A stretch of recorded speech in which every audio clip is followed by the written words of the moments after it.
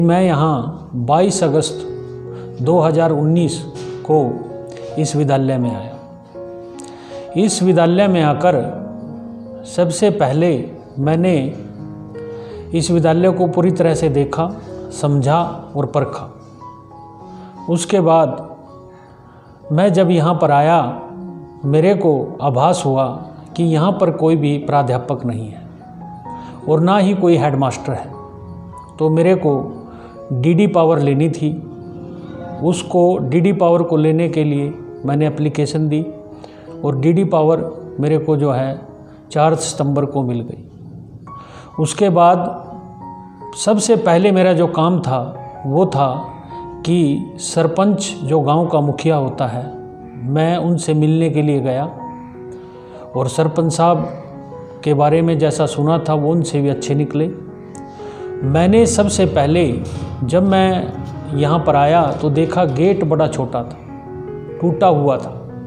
तो मैंने सरपंच साहब से बात की कि सर आप हमारा सहयोग करिए और इस गेट को अच्छा बनाएं ताकि जो विद्यालय बहुत अच्छा लगे। देखने वाले को पता लगता है क्योंकि जो भी कोई बाहर से आता है वो सबसे पहले गेट को देखता है। तो सरपंच साहब ने कहा कोई बात नहीं। उन्होंने तुरंत ही मिस्त्री पर फ़ोन किया और जैसे ही अगले दिन जो है पैमाइश हो गई और इस पर काम लग गए। उसके बाद हम विद्यालय में काम करने लगे और मेरे स्टाफ के सदस्यों ने पूरा सहयोग किया और हम जो है एक टीम वर्क के साथ काम करने लगे। हमने देखा कि हम जो भी काम होता था, मैं अपने सभी स्टाफ सदस्यों से चर्चा करता, एसएमसी के मेंबरों को बुलाता, उनसे सरपंच साहब को बुलाते और उनसे बात की जाती कि हमारे स्कूल में ये समस्याएं हैं और इनका समाधान क्या किया जाए। तो सदस्यों ने मिलकर हमारी एक चीज़ का समर्थन किया कि विद्यालय के अंदर एक आंगनबाड़ी थी जो बीच में पड़ती थी। उन्होंने और हमने एक हल निकाला इसका कि ये जो आंगनबाड़ी है ये बंद पड़ी है, क्यों ना इसका प्रयोग किया जाए और स्कूल में का जो मुख्याध्यापक का जो ऑफिस होता है वो बनाया जाए, जिससे आसपास और विद्यालय के जो बच्चे हैं इधर उधर घूमते हैं उनको देखा जाए।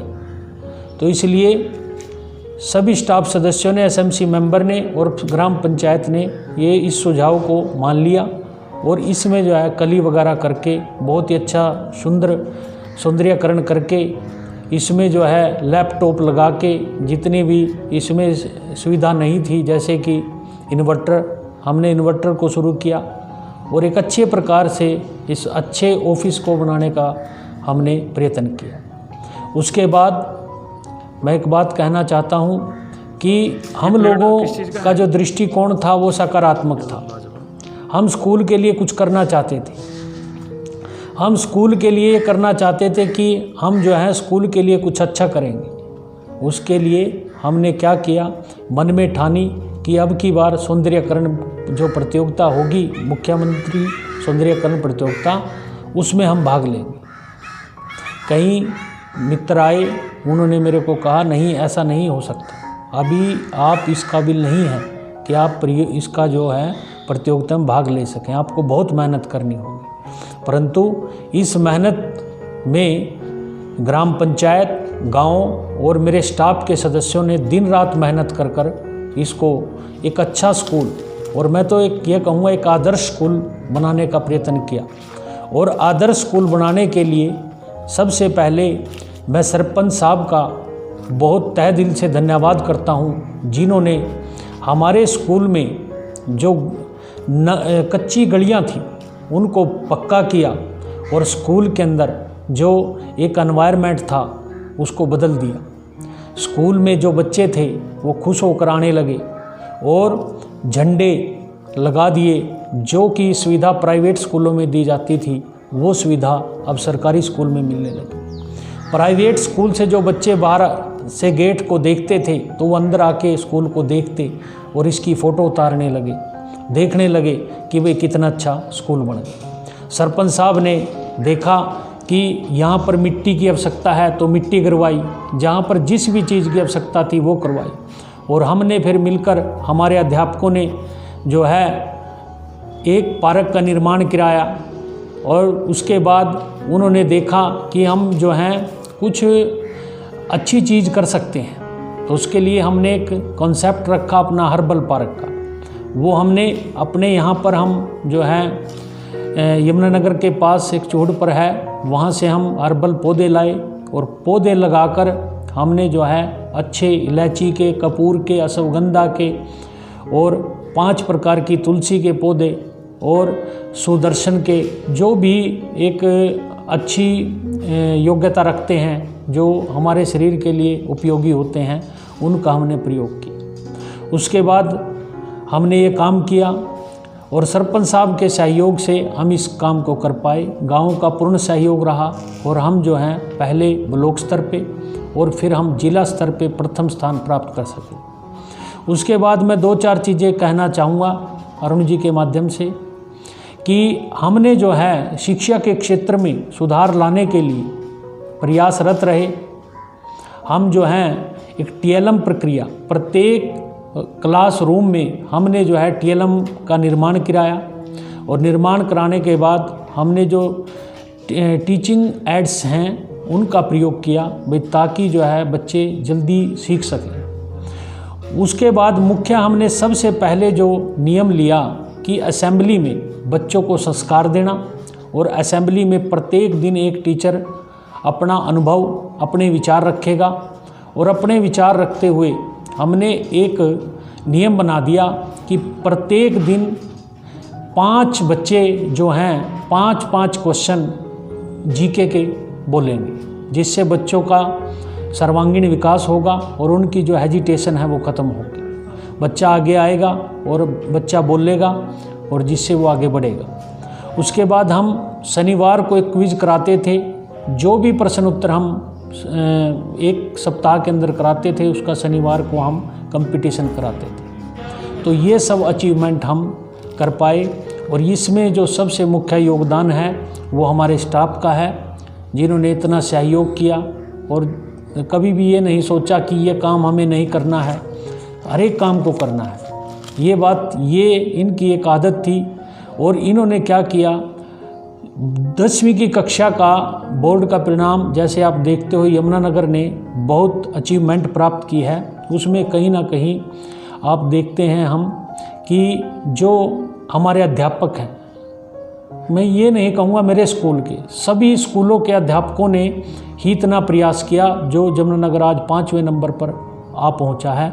उसमें शनिवार को, रविवार को और छुट्टियों के दिनों में भी अध्यापकों ने कक्षा लगाई हैं और जिसका परिणाम हम सब देख रहे हैं। दूसरी एक समस्या है सबसे बड़ी मेरे स्कूल में, मैं उसको भी उजागर करना चाहता हूँ।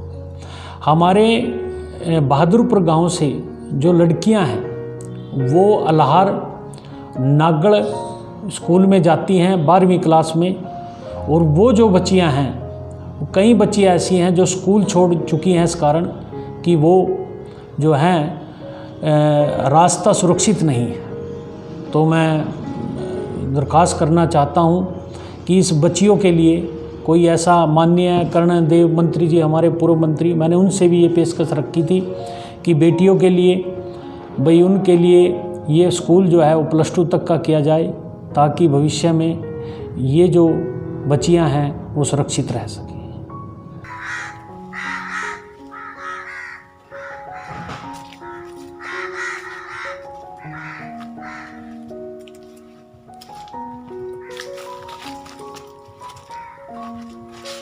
ये सब बद्री तुलसी है जी, अलग अलग प्रकार की तुलसी हमने लगा रखी है यहाँ पे, जिसमें ये एक अकेला पौधा है जो बद्री तुलसी जिसको कहते हैं। अच्छा जी, अच्छा साइड ये सुदर्शन का है जी। अच्छा जी। इसका उपयोग किया जाता है यदि किसी के कान में दर्द वगैरह होता है तो इसका जूस वगैरह निकाल के उससे कान में डालने से दर्द खत्म हो जाता है। ये हींग का वृक्ष है और इसके साथ ही ये तुलसी है श्यामा तुलसी। श्यामा तुलसी।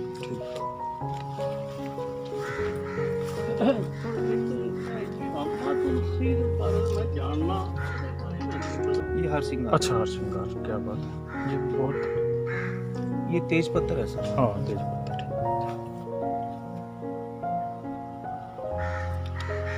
जी, ये ढाक का है, ढाक का लगा रखा है। हाँ, ढाक।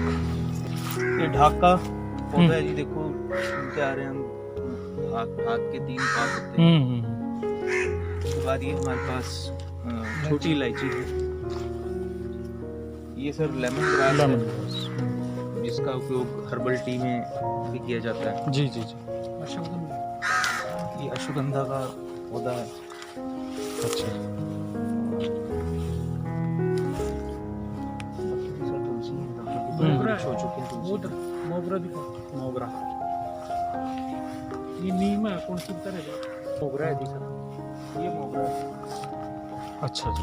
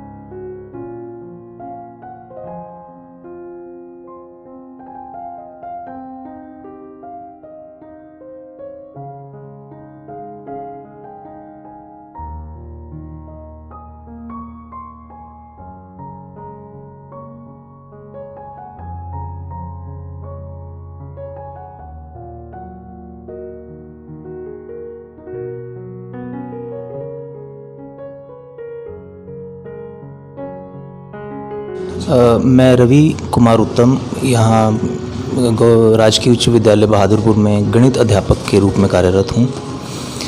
पिछले वर्ष ही मेरा स्थानांतरण यहाँ हुआ। उसके बाद एक टीम के तौर पर हमें टीम लीडर श्री विनय कुमार जी मिले।